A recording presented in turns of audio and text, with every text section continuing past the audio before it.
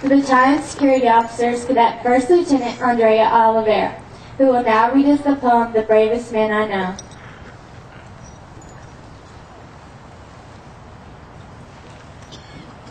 The bravest man I know. The bravest man I know is a man I've never met. He's a man who risks his life to save a friend. Not only to save a friend, but to save a nation.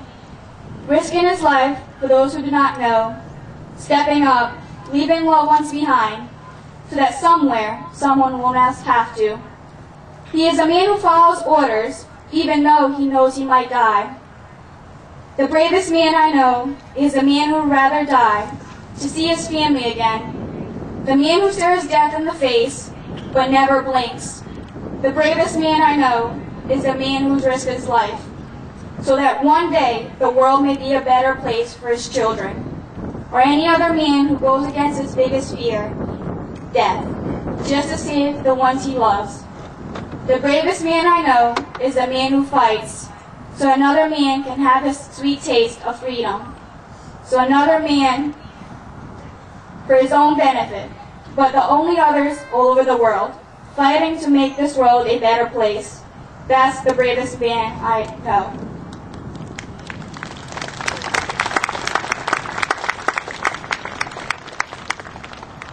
What Veterans Day means to me. A veteran is someone who served in the armed forces and on Veterans Day, formerly known as Armistice Day. We honor those veterans. Armistice Day marked the 11th hour of the 11th day of the 11th month of 1918, when the guns of World War I ceased firing. Since then, we have honored veterans on this day.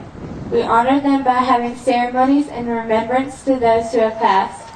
Veterans Day means to show patriotism to our country and pride in our nation. For all those who have fought for this nation, we should be thankful. They have given us the opportunity to live our lives the way we do. If they haven't done what they have done, it makes one think of where our beliefs would be today. This is the only day we have to celebrate what they have done for us, but we should make sure they know how much they mean to us. During World War I, 116,000 people in the service had died. There are 4.7 million participants in World War I.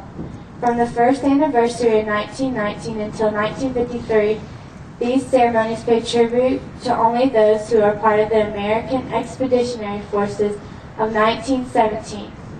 In June 1954, President Eisenhower signed a bill to designate Armistice Day to Veterans Day, and since then it has been a tribute to all veterans of all wars.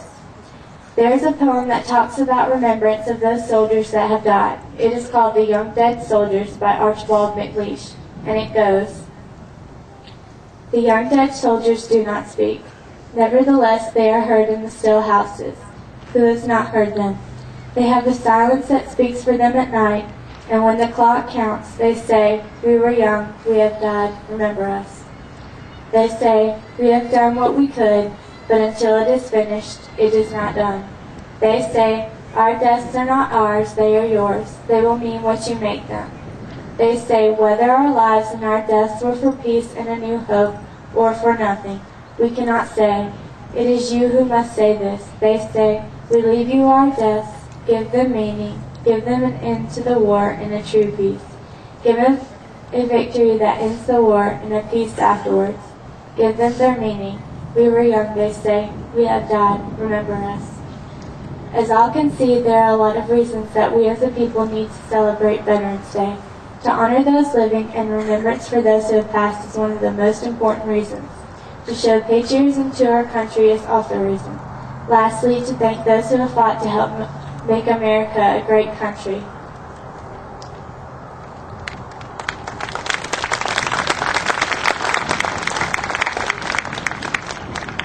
The Battalion Assistant Public Affairs Officer is Staff Sergeant Lauren Thompson, who will read us the poem, American Answers in Flanders Field. Rest ye in peace, ye Flanders dead, life that ye so bravely led. Be taken up, and we will keep true faith with thee who lie asleep, with each across to mark his bed in Flanders Field. Fear not that ye have died for naught, the torch ye threw to us, we caught.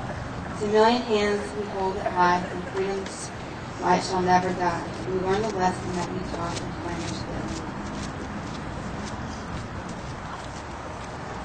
Taps is played every night throughout the world where American troops are stationed to signal the end of the day and time for rest.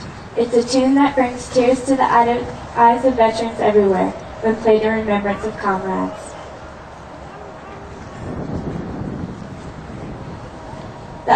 The battalion operations officer is Cadet First Lieutenant Tiffany Van Allen. She will now tell us one of the myths and legends about the origin of taps.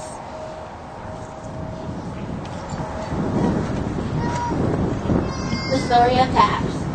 Of all the military calls, none is so easily recognized or more apt to render emotion than the call of taps. The melody is both eloquent and haunting, and the history of its origins is interesting and somewhat clouded in controversy. The British Army, a similar call known as last post, has been sounded over soldiers' graves since 1885, but the use of taps is unique with the United States military since the call is sounded at funeral reclaimings and memorial services. The music for taps was composed by Union General Daniel Butterfield for his brigade. Butterfield wrote taps to honor his men while at Camp Harrison's Landing, Virginia, following the 7 Days Battle. The call sounded that night in July 1862. Soon spread other units of the Union Army and was even used by Confederates. Taps was made an official bugle call after the war. What follows now is one of the many legends of taps. It all began in 1862 during the Civil War, when Union Army Captain Robert Ellington was with his men near Harrison's Landing in Virginia. The Confederate Army was on the other side of the narrow strip of land. During the night, Captain Ellington heard the moan of a soldier who lay mortally wounded on the field, not knowing if he was a Union or Confederate soldier.